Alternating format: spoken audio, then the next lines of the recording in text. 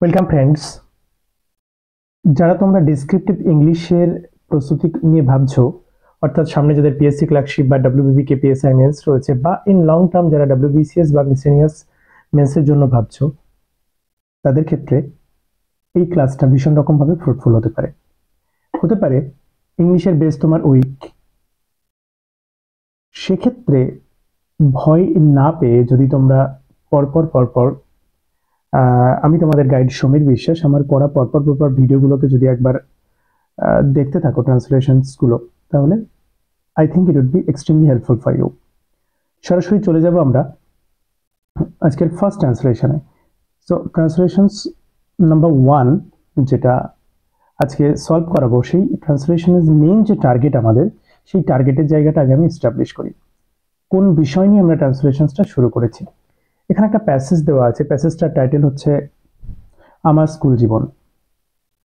আমাদের যারা যারা প্রথম থেকে তোমরা শিখছো ট্রান্সলেশনসটা, তাদের ক্ষেত্রে কিন্তু টেন্সের কনসেপশন যাদের কাছে উইক রয়েছে, তাদের জায়গা থেকে দাঁড়িয়ে একটু স্পেসিফাই করে দেওয়া। এটা প্রথমত হচ্ছে, এই ট্রান্সলেশনসটা যেটা হবে সেটা কিন্তু অবশ্যই স্পেসিফিক টেন্সকে টার্গেট করে, অর্থাৎ আমরা টেন্সের কনসেপশন যদি কারণ নাও থাকে, সেন্টেন্স কনস্ট্রাকশনের কনসেপশন যদি নাও থাকে, তাহলেও সে এই প্যাসেজটাকে ট্রান্সলেশনস করতে পারবে খুব ইজিলি, কারণ আমরা টার্গেটেড টেন্সের উপরে এটা করব। সেকেন্ড হচ্ছে, তোমরা জানো স্ট্রাকচার অনুযায়ী যে সেন্টেন্সটাকে আমরা ডিভাইড করি সেটা হচ্ছে সিম্পল, কমপ্লেক্স, কম্পাউন্ড।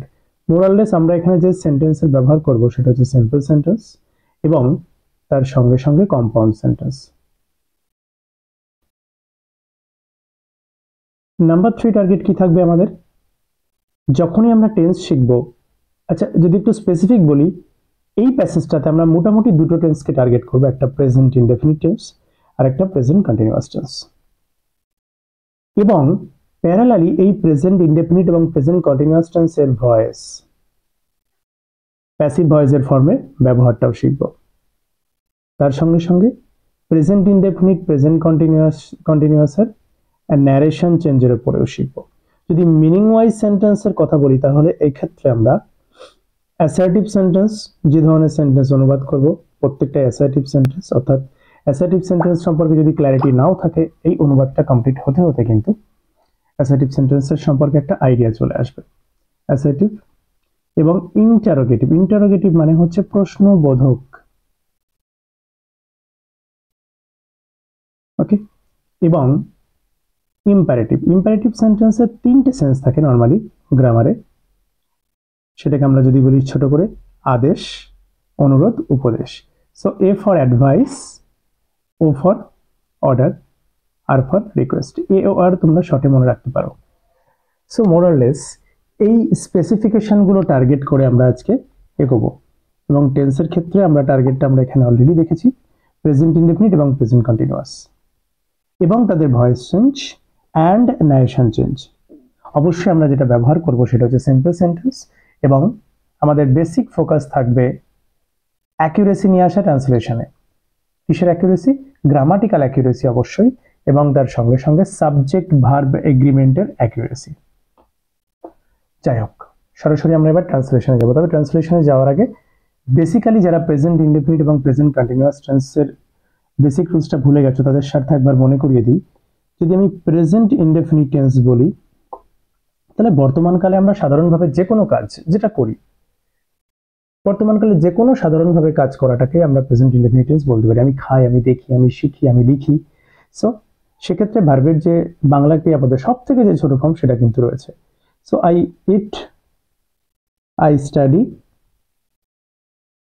কিন্তু যদি আয়ের জায়গায় subject third person singular number হয়ে যায়, অর্থাৎ হি অথবা শি বা কোনো কারোর নাম রাজু, সেক্ষেত্রে কিন্তু ভার্বের সঙ্গে এস বাই এস যোগ করতে হবে, অর্থাৎ ইটস হয়ে যাবে, ওকে। বা কিন্তু যদি আবার প্লুরাল নাম্বার থাকে, তখন আবার কোনো প্রবলেম নেই, দে স্টাডি বা উই স্টাডি।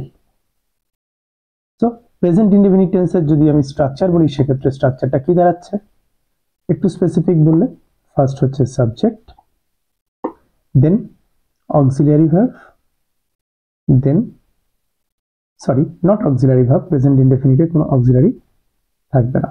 সাবজেক্টের পরে আমরা চলে যাব সরাসরি ভার্বের 1 নাম্বার ফর্মে, অর্থাৎ বেস ফর্ম। ভার্বের 3টে ফর্ম হয় আমরা জানি, একটা প্রেজেন্ট ফর্ম যেটাকে আমরা বলি গ্রামারে V1, একটা পাস্ট ফর্ম V2, একটা past participle form that is V3। যে কোনো পারফেক্ট টেন্স পাস্ট পার্টিসিপল টেন্সটাকে, পাস্ট পার্টিসিপল ফর্মটাকে নেয়। যে কোনো পারফেক্ট, সেটা প্রেজেন্ট পারফেক্ট হতে পারে, পাস্ট পারফেক্ট হতে পারে, ফিউচার পারফেক্ট হতে পারে। অর্থাৎ ভার্বের 3 নাম্বার ফর্ম কেবলমাত্র কিন্তু পারফেক্ট টেন্সের ক্ষেত্রেই বসে, প্লিজ কেয়ারফুল। ভার্বের 1 নাম্বার ফর্ম বসে হচ্ছে প্রেজেন্ট ইনডেফিনিটে, এবং ভার্বের 2 নাম্বার ফর্ম কেবলমাত্র বসবে কিন্তু পাস্ট ইনডেফিনিটের ক্ষেত্রে। এটা পাস্ট ইনডেফিনিট এবং অবভিয়াসলি এটা হচ্ছে প্রেজেন্ট ইনডেফিনিটের ক্ষেত্রে। তাহলে এটা কি দাঁড়ালো? সাবজেক্ট ভার্বের 1 নম্বর ফর্ম, কারণ যেহেতু আমরা প্রেজেন্ট ইনডেফিনিট শিখছি, আর তার সঙ্গে সঙ্গে এরপরে যদি অবজেক্ট থাকে সেটা। This is the construction more or less. Okay, ব্যতিক্রম কি অলরেডি বলেছি আমি। সাবজেক্ট যদি থার্ড পারসন সিঙ্গুলার নাম্বার হয় সেক্ষেত্রে ভার্বের সঙ্গে কি হতে পারে? এস অথবা ইএস যোগ হতে পারে। কন্ডিশন কি হতে হবে? সাবজেক্ট থার্ড পারসন হতে হবে, অর্থাৎ আমি আমরার মধ্যে থাকবে না, তুমি তোমরার মধ্যে থাকবে না, আমরা আমাদের এবং তোমাদের বাইরের অন্য কেউ, কিন্তু সে একজন হতে হবে। অর্থাৎ সে হতে পারে, কোনো ব্যক্তি হতে পারে, কিন্তু একজন হতে হবে।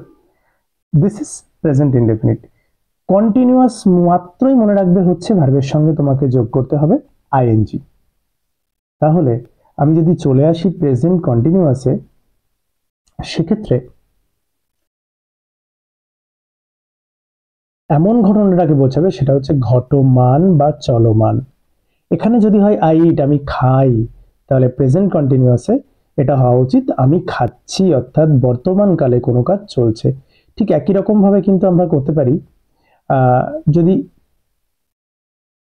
অতীতকালে কোনো কাজ চলছিল সেক্ষেত্রে হবে পাস্ট কন্টিনিউয়াস। অর্থাৎ কোনো কাজ যদি চলে বর্তমানকালে চলে প্রেজেন্ট কন্টিনিউয়াস, ভবিষ্যৎকালে যদি চলতে থাকবে বোঝায় ফিউচার কন্টিনিউয়াস, আর যদি অতীতকালে চলছিল এমনটা বোঝায় তাহলে ফার্স্ট কন্টিনিউয়াস। তাহলে প্রেজেন্ট কন্টিনিউয়াসের ক্ষেত্রে কনস্ট্রাকশন কি বলো? আমরা জানি অ্যাসার্টিভ সেন্টেন্স মাত্রই স্ট্রাকচার হয় কি এস ভি ও সাবজেক্ট ভার্ব অবজেক্ট। অর্থাৎ কি হবে? সাবজেক্টের ক্ষেত্রে ফার্স্ট হচ্ছে সাবজেক্ট, নেক্সট কন্টিনিউয়াস মাত্রই প্রেজেন্ট কন্টিনিউয়াস হলে বি ভার্বের প্রেজেন্ট ফর্মের অক্সিলারি ভার্ব বসবে, অর্থাৎ এম, ইজ অথবা আর, এবং অবশ্যই তারপর ভার্বের সঙ্গে আইএনজি বসাতে হবে। So this is the construction, subject, am, is, are এবং ভার্বের সঙ্গে আইএনজি। এই বেসিক কনস্ট্রাকশনের উপরে আমরা আজকে আমাদের ট্রান্সলেশনসটা শুরু করব। সো দেখা যাক ফার্স্ট লাইন কি রয়েছে। আমার স্কুলটি আমাদের গ্রামের কাছে অবস্থিত।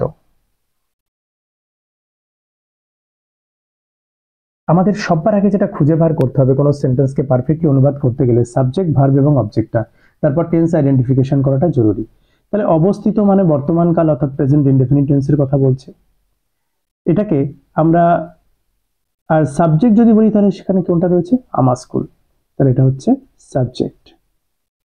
অবস্থিতটাকে আমরা কি করতে পারি? ভার্ব।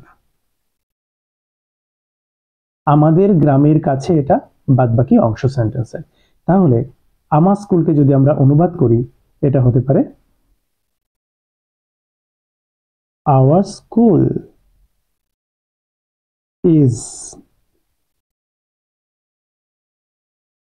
এটা প্যাসিভ সেন্সে ব্যবহার করা হচ্ছে, ওই কারণে এম, ইজ, আর এর মধ্যে একটা বসছে প্রেজেন্ট ইনডেফিনিটে। অবস্থিতটাকে দেখো আমরা করতে পারি লোকেটেড। আবার যদি আমরা এমনও করতে পারি সিচুয়েটেড। দুটোর মানে অবস্থিত, but located sounds good. Our school is located. কোথায় লোকেটেড? কাছে আমাদের গ্রামের। So near our village. This is the first line. Next, প্রতিদিন আমি সকাল 8টার আগে সেখানে যাই। আমি সেখানে যাই প্রতিদিন সকাল 8টার আগে, যদি আমি সাজাই সঠিকভাবে। অর্থাৎ সাবজেক্ট কোনটা এখানে? আমি। চাই ইংরেজি কি হচ্ছে? এটা হচ্ছে ভার্ব। যাই এখানে কিন্তু অবশ্যই প্রেজেন্ট ইনডেফিনিট টেন্সের ব্যবহার হলো। আমি আগেই বলেছি আমি যাই, আমি খাই, আমি দেখি, যাই খাই, দেখি, শিখি, লিখি, যাই হোক না কেন সেটা প্রেজেন্ট ইনডেফিনিটের গঠন, সাধারণভাবে বর্তমান কালের একটা ঘটনাকে বোঝাচ্ছে। তাহলে আমি এই ট্রান্সলেশনসটা এখন নিচে চলে আসছি, সেকেন্ড লাইন। সো ট্রান্সলেশনস এর ক্ষেত্রে 1 নাম্বার লাইন আমাদের হয়ে গেছে, এটা আমি আরেকবার রিপিট করে দিচ্ছি। Our school is located near our village. Line number 2. আমি যাই, সো আই ভার্বের প্রেজেন্ট ফর্ম যদি হয় তাহলে কি হবে? আই গো দেয়ার, অলরেডি স্কুলের কথা বলা হয়েছে, সেখানে যাই, তাহলে আই গো দেয়ার, আমি সেখানে যাই। কোনটা বাকি রইল? প্রতিদিন সকাল 8টার আগে, so every day before 8 o'clock, every day before 8 o'clock বা 8 a.m. বা 8 in the morning. So I prefer this one, 8 o'clock. Next, third sentence.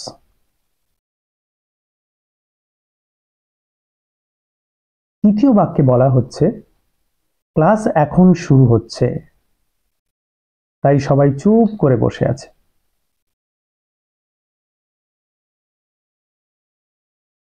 Class এখন শুরু হচ্ছে তাই সবাই চুপ করে বসে আছে, এটা প্রেজেন্ট কন্টিনিউয়াসের সেন্সে করা যায়, কারণ হচ্ছে অর্থে কন্টিনিউয়াস। ওকে, আবার যেহেতু ক্লাস শুরু হচ্ছে, এটা কিন্তু আমরা এখনো শুরুটা হয়নি, সেক্ষেত্রে ডাইরেক্ট আমরা কন্টিনিউয়াসও করতে পারবো না। তাহলে পারফেক্ট যদি অনুবাদ বলি আমি এটার, তাহলে কি হতে পারে? সেক্ষেত্রে আমরা করতে পারি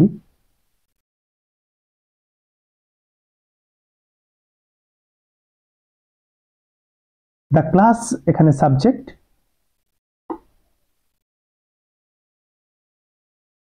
সো দ্য ক্লাস, সাবজেক্ট লিখলাম, শুরু হচ্ছে এখনো হয়নি, সো এইরকম যদি কোনো সেন্টেন্সের কনস্ট্রাকশন বোঝাই যে প্রেজেন্ট কন্টিনিউয়াসের সেন্সে রয়েছে বাট এখনো পর্যন্ত সেটা বর্তমানে চলছে না, কন্টিনিউ হচ্ছে না, সেক্ষেত্রে আমরা অ্যাবাউট টু ব্যবহার করতে পারি। অর্থাৎ এটা হতে পারে ক্লাস ইজ অ্যাবাউট টু, গুরুত্বপূর্ণ এই অংশটা, okay, is about to begin. এই জায়গায় যদি আমরা করে দিই দ্য ক্লাস ইজ স্টার্টিং নাও,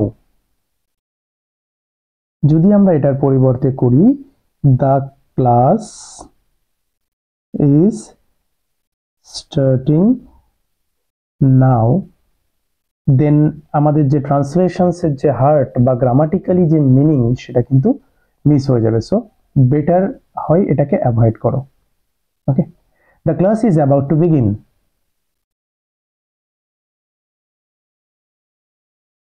তাই সবাই চুপ করে বসে আছে। সো এখানে দেখো বসে আছে, এটা কন্টিনিউয়াস হয়ে গেল, তাই সবাই চুপ করে বসেছে বা বসে আছে, যেহেতু এটা কন্টিনিউয়াস তাহলে সেক্ষেত্রে আমি কমা দিয়ে কি লিখতে পারি? So everyone is sitting. কেন ইজ সিটিং করলাম? প্রেজেন্ট কন্টিনিউয়াস, তাহলে এভরিওয়ান হচ্ছে সিঙ্গুলার, এর সঙ্গে বসবে ইজ, সিটিং সাইলেন্ট। ওকে, আমরা এবার 3 নাম্বার সেন্টেন্সে যাব। শিক্ষক, সরি, সেন্টেন্স নাম্বার 4। শিক্ষক ক্লাসে ঢোকেন এবং বলেন বই খোলো। সাবজেক্ট হচ্ছে শিক্ষক মহাশয়, ক্লাসে ঢোকেন, ঢোকেন হচ্ছে এখানে ভার্ব, অর্থাৎ প্রেজেন্ট ইনডেফিনিট টেন্সের কনস্ট্রাকশন। সো কি হতে পারে? দ্য টিচার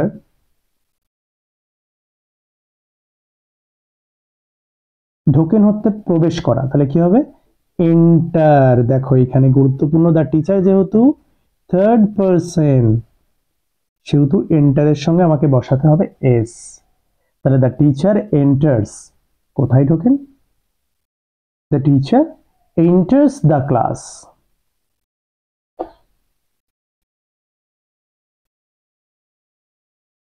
এখানে ইন অথবা ইনটু ব্যবহার করার কোনো প্রয়োজন নেই, তোমরা সরাসরি কি করতে পারো, এন্টার মানেই প্রবেশ করা। So the teacher enters the class and সেইজ, কি ছিল, বলেন, বই খোলো, কমা ইনভার্টেড কমা। যদি অনুবাদের মধ্যে আমার ইনডাইরেক্ট স্পিচে দেওয়া থাকে তাহলে অবভিয়াসলি আমরা আমাদের যখন অনুবাদটা করব ইনডাইরেক্ট স্পিচটা মেনটেন করব। তাহলে এটা হবে কি, অ্যান্ড সেইজ, বই খোলো। বেসিক ইনস্ট্রাকশন, তাহলে open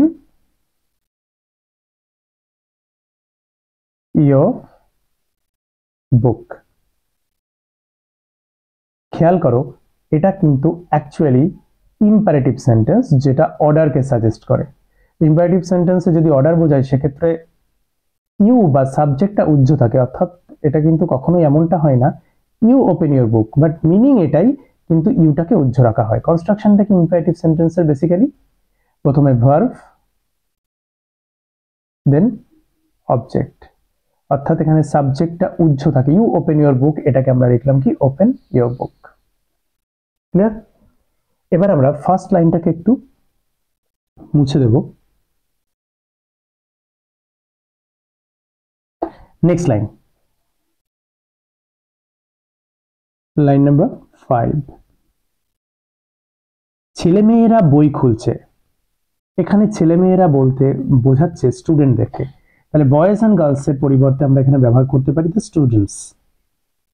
the students are opening their books, the students.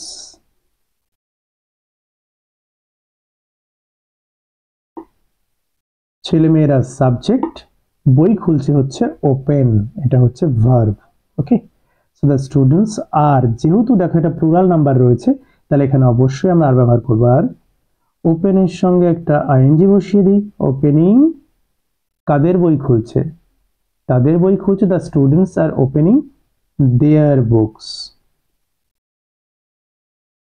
যেহেতু এটা স্টুডেন্টসটাকেই দেয়ার কোয়ালিফাই করছে সেহেতু এক্ষেত্রে অবশ্যই তাদের বই, সো দেয়ার হবে। ওকে, সেকেন্ড,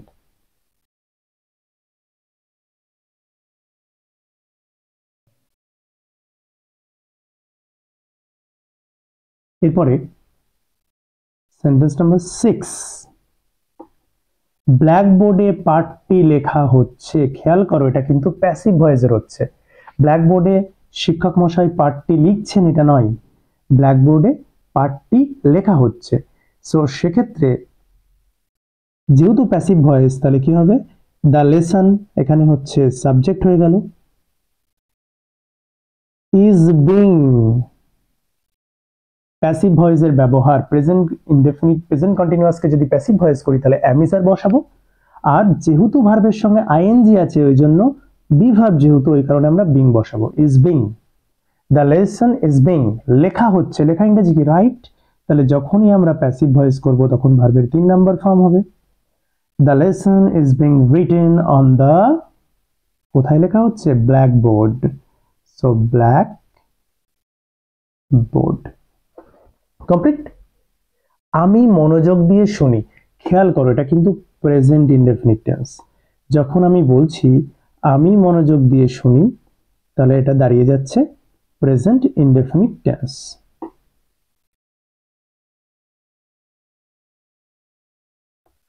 সো এটার যদি আমরা এবার অনুবাদ করি তাহলে কি দাঁড়াবে,